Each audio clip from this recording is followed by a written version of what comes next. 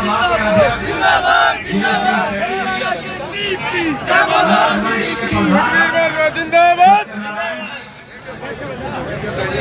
अनाथ गांधी के उप प्रधान जगदीप धान जी, मेरे छोटे भाई और आपके महासचिव राज रेड्डी जी, आदरणीय किरण सैनी जी, सुरेंद्र सैनी जी, अनिल सरपंच जी, तेलुराम जी प्रधान पेट्रोलियम एसोसिएशन, प्रजापत समाज के अध्यक्ष जिले सिंह जी, वाल्मीकि समाज के अध्यक्ष बलबीर कांत जी, वेद प्रकाश जी, राजेश गर्ग जी, पालाराम जी, ईश्वर दत्त जी, रामनिवास जी, बलवान भास्कर जी, ऋषि नंबरदार जी, सतबीर शर्मा जी, सावर गर्ग जी, मेरे भाई अशोक मलिक जी, अंशुल सिंगला जी, मनोज नचाल जी, श्रीचंद जैन जी, दिनेश मिनी जी, गुलशन फरूकी जी, जोगेंद्र सैनी जी, नार सिंह संधू जी, भाई काला पिंडारा जी, संदीप हैबतपुर जी, वीरेंद्र रायचंदवाला जी, वीरेंद्र ढिल्लो जी, सूरज रेटू जी, रामपाल झील जी, नरेश पीजीपुर जी, सुशील कौशिक जी, अनिल कुंडू जी, धर्मपाल शर्मा जी, शशि शर्मा जी, राय सिंह जी, अमनदीप बेगरखा जी, उमेद रेटू जी, बलबीर दैया जी, पंकज बिडान जी, मंजीत दुहन जी, दलबीर जी नन्ना, वेद फौजी जी, मास्टर सुभाष बदाना जी, बलराज चौरान जी, सुभाष जान जी, राय सिंह जी, रामपाल राणा जी, आजाद मलिक जी, शालू गर्ग जी, संदीप सांगवान जी, सतीश कंडेला जी, अनिल जागलान जी, ताराचंद गंगोली जी, जितेंद्र कुंडू जी, राकेश कंडेला जी, कपिल चौरान जी,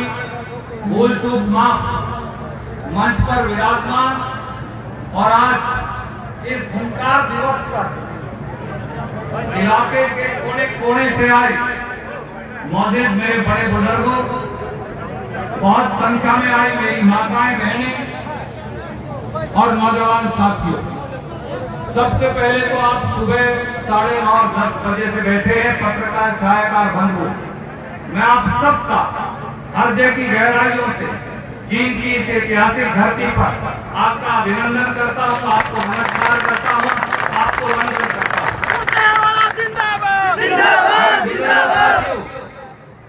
चीन की धरती संघर्ष और बदलाव की धरती रही।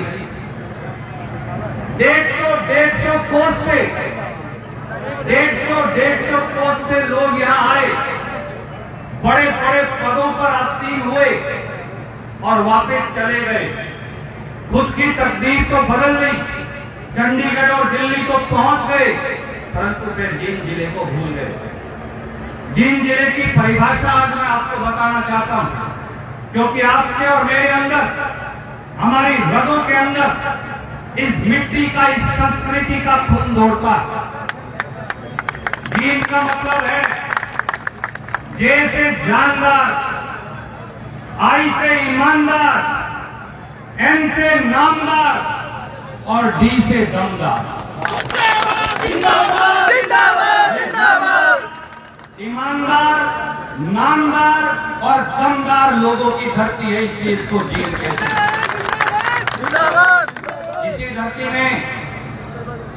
इसी धरती ने परदादा को डिप्टी प्राइम मिनिस्टर बनाया,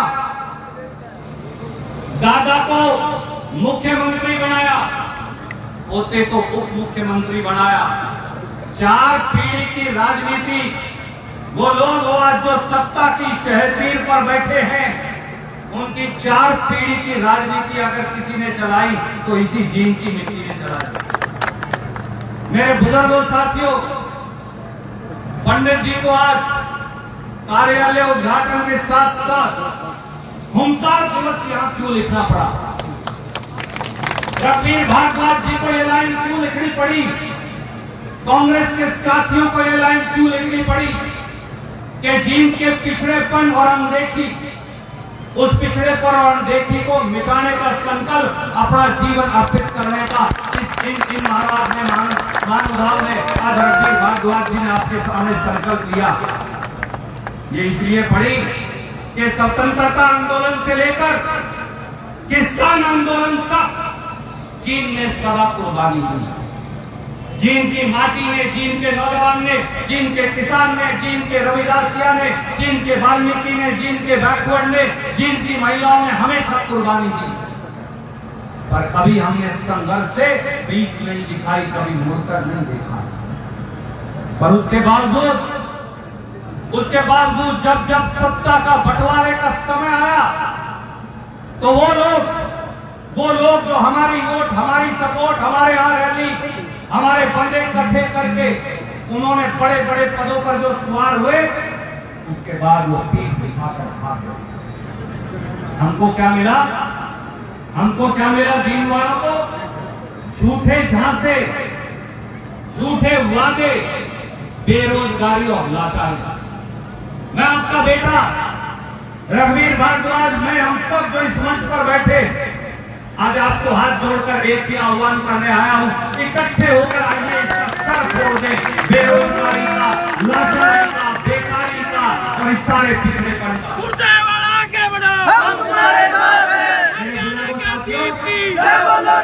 पिछले चुनाव के अंदर भी पहले हमने परदादा पर विश्वास किया, फिर दादा पर विश्वास किया।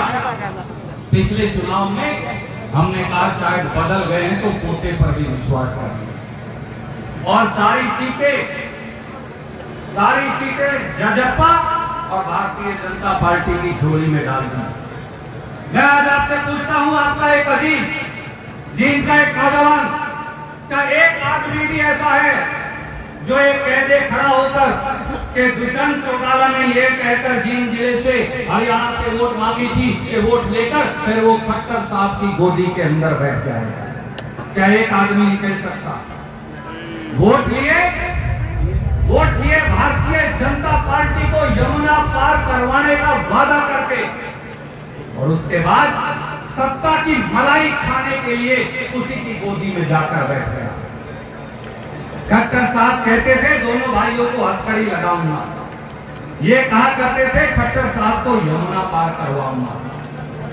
और हमारी वोट के लिए भोले भाले जींद के लोगों ने, हरियाणा के लोगों ने, नारनौल, बुखलाना, बरवाड़ा के लोगों ने, टोहाना के लोगों ने, कैथल के लोगों ने, हम सब ने विश्वास कर लिया बांगर की इस धरती ने, और आखिर में सबसे पहला खंजर हमारे विश्वास के अंदर होगा। जनादेश था लोगों की सेवा का, पर काम क्या कर रहे हैं? करोड़ों अरबों इकट्ठे करने का। कोरोना के अंदर जींद के लोग तड़पते रहे।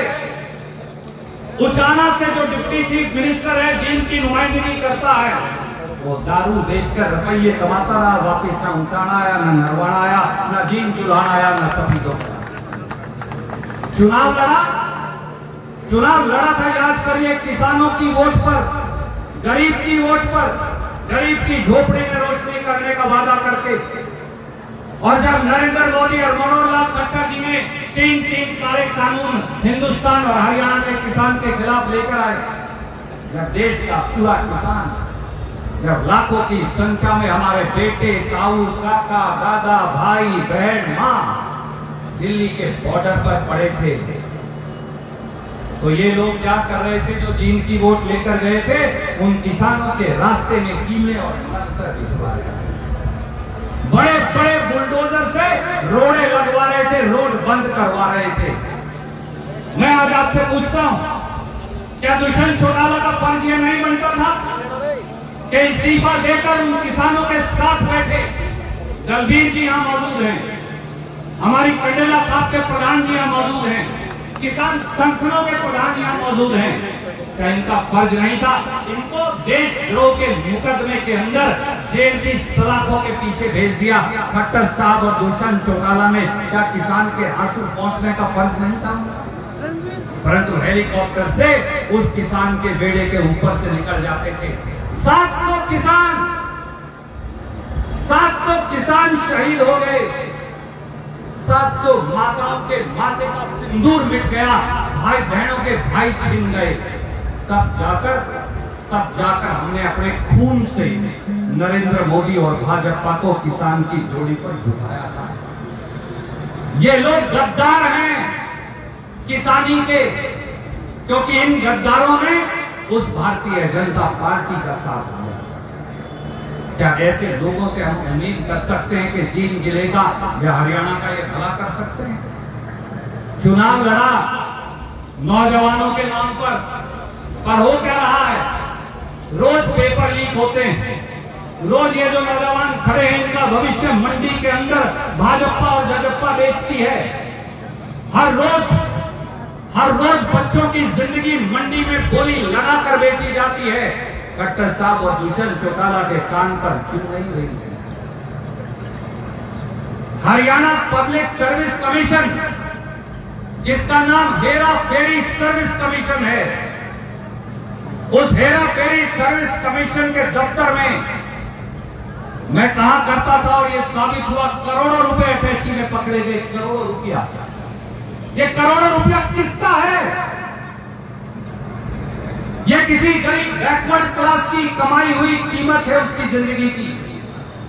गरीब हरिजन, गरीब रविदासिया, गरीब वाल्मीकि की कीमत है। गरीब जांगड़ा, गरीब सुनार, गरीब रेली, गरीब नाई, गरीब किसान, गरीब दुकानदार, उसकी पूरी जिंदगी की कमाई है जो खट्टर साहब भाजपा जजपा को उन्होंने चढ़ा दी। क्या हुआ? क्या आज तक किसी दोषी को सजा मिली? 42 बार पेपर लीक हुए, 3 बार भारतीय जनता पार्टी और जजपा की सरकार ने एसआईटी बनाई। मैं पूछता हूं आज इस मन से, क्या एक आदमी को सजा मिली? एक आदमी को दारू पिलाकर यहां भेज देंगे, वो समझते हैं कि उससे हम घबरा जाएंगे। हमारे सीने पर गोलियां मारो, हम तो भी डरने वाले नहीं। धरती के पैदा हुए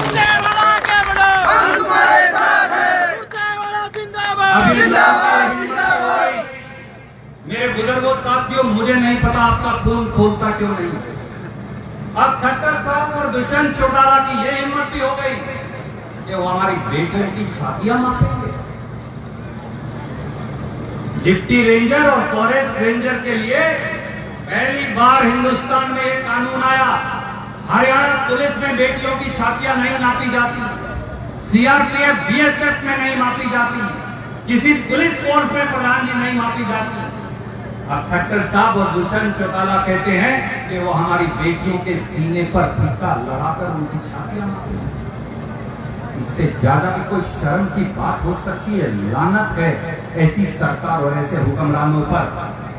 मैं इन नौजवानों से कहता हूं, मेरे भाइयों से, भतीजों से, छोटे भाइयों से, आपका खून नहीं खोलता ऐसी सरकार के सामने। और 23 मिनट में लिए बैठा इस सरकार में। क्या बता सकता है जींद के लिए क्या किया? 23 मिनट में है जींद जिले में हर हल्के में 4 काम भी करवाता तो 15 20 काम एक हल्के के बंदे आ जाते। आज तक 23 या 2 काम नहीं। हाँ, केवल दारू बेचते हैं, प्रॉपर्टी डीलिंग करते हैं और धंधा करते हैं। अब कहते हैं 46 सीट दो, सीएम बन जाऊंगा। ओ भाई, 10 दी थी, पूरी सरकार बेच दी, 46 दे दी तो हरियाणा बेच देगा। हम पागल दिखता है। और जजपा से भी बड़ा धोखा।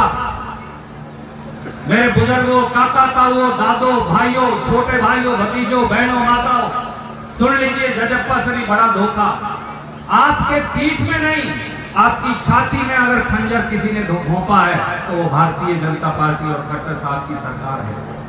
बात तो पुरानी हो गई और उस बात को छोड़ दीजिए।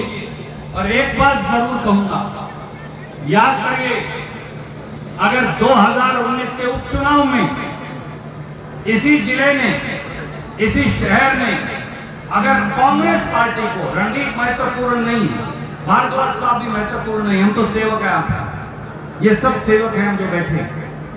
अगर आपने भारतीय जनता पार्टी को धूल चटा दी होती और कांग्रेस को जिताया होता तो आज मेरी बात जरूर शाम को याद करिएगा। जींद का इतिहास भी अलग होता और सत्ता आपकी जोड़ी पर आज खड़ी होती। आपको कहते हैं ना,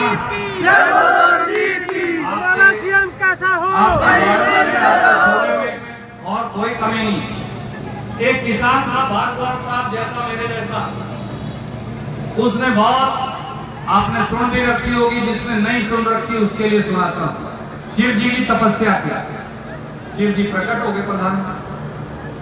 बोले मांग क्या मांगता है? विष्णु की मांगना कि भारद्वाज के मांग गए तो इनको तो सेवा है, कुछ मांगने मांगने को तो कुछ कहा महाराज बहुत सोचा कि आप शिव जी प्रकट ही हो गए, कुछ तो मांगना छोड़ना तो है।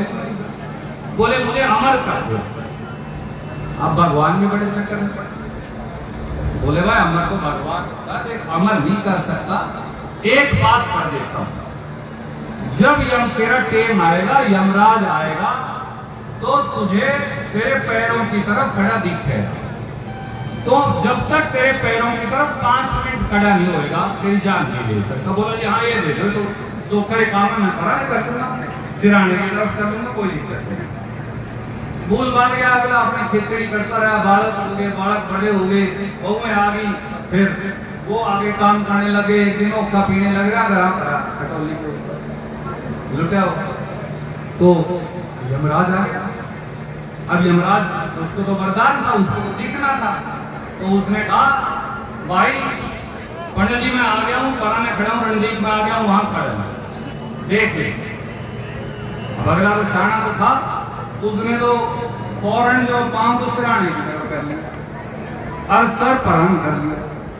यमराज को उनके पराने आ गया, उसने फिर परान कर लिया, फिर पराने आ गया, फिर पराने कर 3-4 जब गेड़े काटे बहुत देखने लग रही थी, बैठी थी रसोई में, छोरे को बुला के ले और टाबर वालों को जो भाई हुई, बोले बाबू पागल हो गया।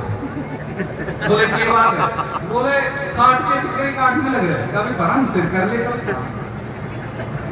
बोले हाँ बात तो सही है, 2-3 बार उन्होंने भी देख लिया, रस्सी है उसको जोड़ दिया उस खाट के ऊपर। उसने बड़ा कारण नाम मरवाओ रे, नाम मरवाओ टाबर वालों, नाम मरवाओ, मैं किसी से मरने वाला नहीं हूँ, तो हमें मरवा सको मुझे और नहीं मार सकता कोई को, नाम मरवाओ कसमो ना, ये ले जाएगा मुझे, मारे मुझे। क्या नहीं सुने थे? बोले बाबू बाबू तो पागल हो गए। वो मैं जुड़ दिया, यमराज उसके पांव की तरफ खड़ा हो गया, उसकी जान काट के चले। जब जाने लगा तो बोला भाई यमराज जी एक बात सुन, तेरे से तो मैं मरूंगा, तो टाबर इतनी सी होगी। तो साहब मैं तो आपको हाथ जोड़ के आपका बेटा हूँ, बड़े बेटे उनका पोता भी लगता हूँ, अब 55 साल उम्र होगी तो भाई भतीजे पोते भी हो गए, वो भी आए हुए, तो मेरे से छोटे पानी वाले भी बैठे हैं। देखो एक बात बताओ, आप तो कभी मार मारे हिंदुस्तान में और किसी के मारे तो हम मर नहीं सकते। मुख्यमंत्री जिंदाबाद।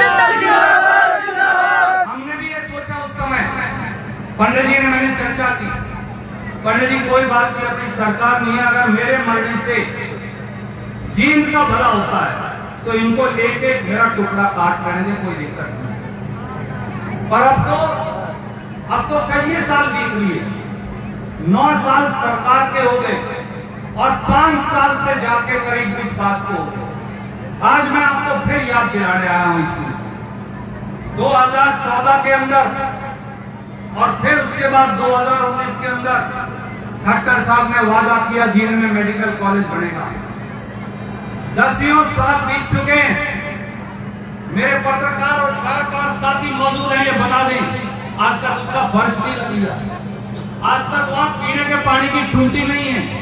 अरे जींद जिले के अस्पताल में यहाँ पे डॉक्टर नहीं है, वहां कहां से मेडिकल कॉलेज बनाएंगे? 10 साल और बीत जाए तो भी मनोहर लाल खट्टर और दुष्यंत चौटाला यहाँ का मेडिकल कॉलेज बनाने वाले हैं। ये आ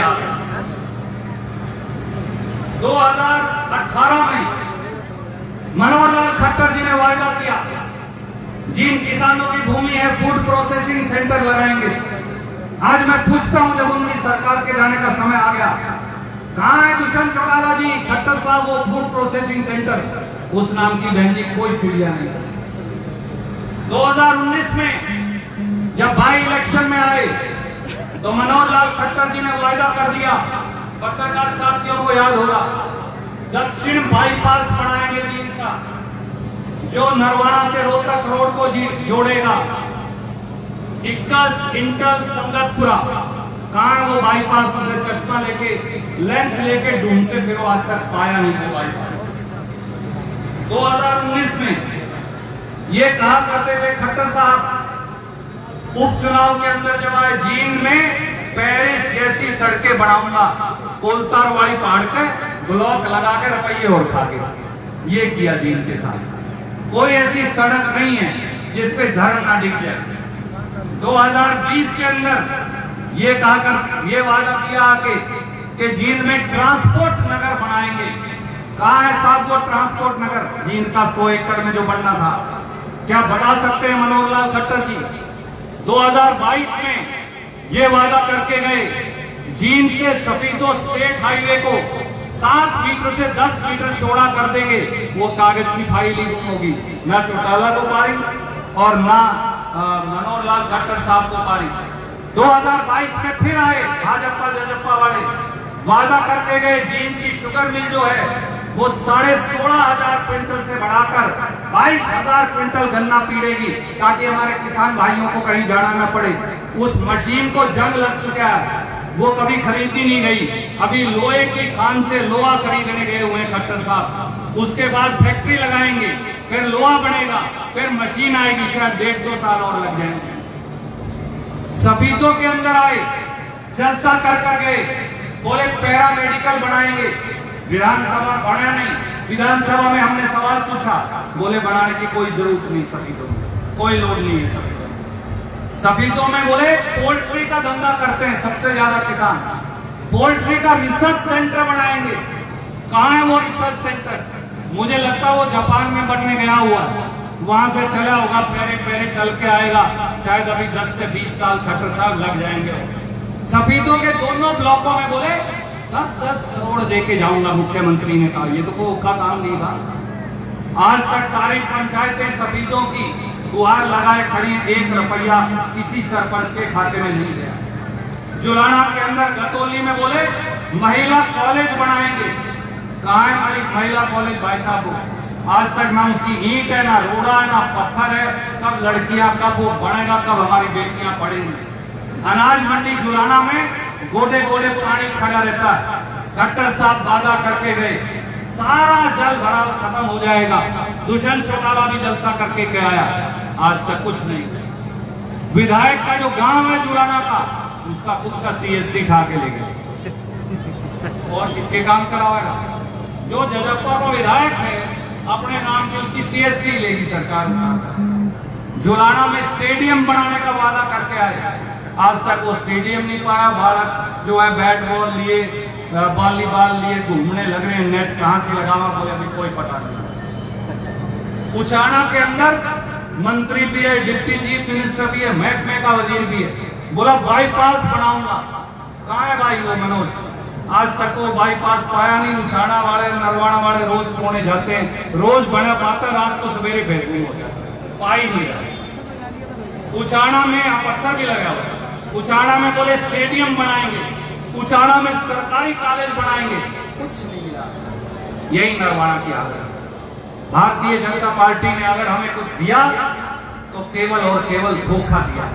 और एक बात और कहना चाहता हूं, जींद को अगर कुछ मिला भाजपा और जजप्पा के शासन में, तो मिली गुंडागर्दी, दारूबाजी, नशेबाजी और इसके साथ साथ फिरौती और हत्या। ये खड़ा है मेरा भतीजा श्याम सुंदर बंसल का लड़का, इस मंच के ऊपर आज आया। इनके पिता की दिन दहाड़े हत्या हो गया। कल 12 गांव के लोगों ने जींद में प्रदर्शन किया, क्योंकि किला जफरगढ़ के कृष्ण हमारे भाई की हत्या हो गई। आज तक कोई किसी हत्यारे का सुराग नहीं, कुछ नहीं हो रहा। कापर शाह के हमारे सरपंच मनीष भाई की हत्या हुई, कोई इलाज नहीं। अलीपुरा में स्कूल के संचालक सुरेश शर्मा, उसकी दिन दहाड़े हत्या हुई। उससे पहले उसके बेटे की हत्या हुई, कुछ नहीं।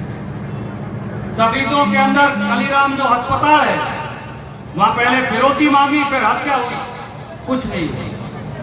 देवव्रत ढांडा जो हमारे साथी, 1 करोड़ रुपए की उनसे फिरौती मांगी। दावत होटल का जो अपना मालिक है जींद के, 50 लाख की फिरौती उनसे मांगी गई। कैलाश गुप्ता जो जींद मंडी के व्यापारी, उनके बेटे से 10 लाख की फिरौती मांगी गई। सफीदों में मलिक अस्पताल से सफीदों में सहरावत अस्पताल से फिरौतियां मांगी गई, परंतु कुछ नहीं हुआ। सच्चाई ये मेरे बुजुर्गों साथियों, हमारे बंडे केवल और केवल हमारे बंडे अगर आया तो लूटपाट, हत्या, फिरौती, नशा, दारू, ये हमारे बंडे। तरक्की और विकास उनका, जो सत्ता के अंदर बैठे। परमात्मा ने भी इस बात के अंदर आप सबके सर पे छाया कर दिया। क्या है, कहते क्या है हरियाणा के मुख्यमंत्री, कि हरियाणा के लोग कंधे से ऊपर, कहते माजी कमजोर हैं। आज साबित कर दीजिए, ये समय आ गया है।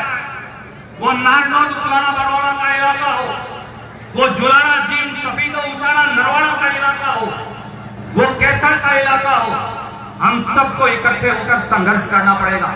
और यहाँ तो अनेक संख्या में पंडित सियाराम जी बैठे, हमारे ब्रह्म देवता बैठे, मैं आज उनसे भी कहूंगा, हमारे ब्राह्मण समाज से भी कहूंगा, आप जाति से ब्राह्मण नहीं हैं, आप कर्म से ब्राह्मण हैं। कर्म सर्वश्रेष्ठ जिसका है, वो चाहे दलित समाजों में पैदा हुआ हो, मैं समझता हूं, मैं और पंडित जी हमेशा कहते हैं कि वो ब्राह्मण है, क्योंकि ब्राह्मण अकेले जाति का नाम नहीं, ब्राह्मण कर्म का नाम भी।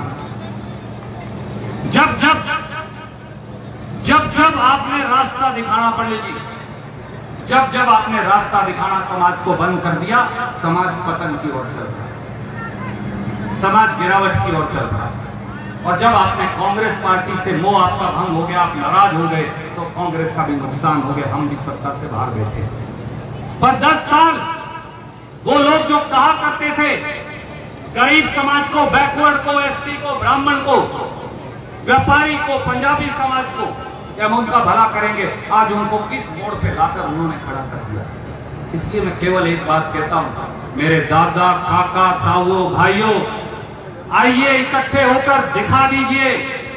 क्या आपका, जब मनोहर लाल खट्टर ये कहते हैं कि मैं फरसे से तुम्हारी गर्दन काट दूंगा, जब हमारी बेटियों को लेकर गंदे सवाल एचएसएससी के अंदर पूछे जाते हैं और उसी चेयरमैन को सस्पेंड करके दोबारा लगा दिया जाता है, जब एक गरीब ब्राह्मण कार्यकर्ता को पलवल और फरीदाबाद के अंदर स्टेज से उतारकर कपड़े फाड़कर मारा जाता है, तो आपका खून नहीं खोलता? मैं आपका बेटा आज 36 बिरादरी के मेरे भाइयों को, किसानों को, गरीबों को, बैकवर्ड को, एससी को, ब्राह्मण को, व्यापारी को, पंजाबी को, अग्रवाल सभा के हमारे साथियों को केवल ये कहने आया हूं, आइए इकट्ठे होकर दिखा दीजिए कि जींद जिले के हरियाणा के लोग कंधे से ऊपर घोड़े हो सकते हैं, हम यहाँ से बेवकूफ नहीं हैं। आपको नेस्तनाबूद कर देंगे, जड़ से मिटा देंगे भाजपा और जींद जिले के साथियों को, 36 बिरादरी के साथियों को भी मैं एक बात कहना चाहता हूं। पंडित जी, आज आपने संघर्ष का बिगुल बजाया, मैं हाथ जोड़कर आपको, बड़े भाई हैं आपको बहुत बहुत शुभकामनाएं देता हूं। और ये जो हजारों की संख्या में बुजुर्गवार आए, इनको भी कहता हूं, इनकी उंगली पकड़ लीजिए, इनकी उंगली पकड़ लीजिए। लोग जिसकी उंगली पकड़ लेंगे वो पार्टी आगे बढ़ जाएगी। कांग्रेस पार्टी की, खड़गे साहब की, राहुल गांधी जी की, कांग्रेस पार्टी की उंगली पकड़ लीजिए। और मेरे बुजुर्गों साथियों, एक आखिरी बात कहता हूं, आज शाम को जब राम का नाम लेकर रोटी खाकर सोने से पहले रणदीप की इस बात पर विचार जरूर करिएगा। आज शाम को जब आप सोएं तो एक बात कहकर जाता हूं, अपने और पराये को पहचान लीजिए। जिंदाबाद। आपका हिस्सेदार माजी कौन हो सकता है? आपके बच्चों का भला कौन कर सकता है? अपने इलाके की तरक्की कौन कर सकता है? किसके सीने में आपका दिल धड़कता है? किसकी रगों के अंदर आपका खून दौड़ता है? किसके संस्कार और संस्कृति और वाणी से निकला हर शब्द इस मिट्टी की पहचान और इस मिट्टी का सबूत है? इसे पहचान लीजिए, वरना सदियों ने, लम्हों ने खता करी थी, सदियों ने सजा पा लिए हम 75 साल तक सजा।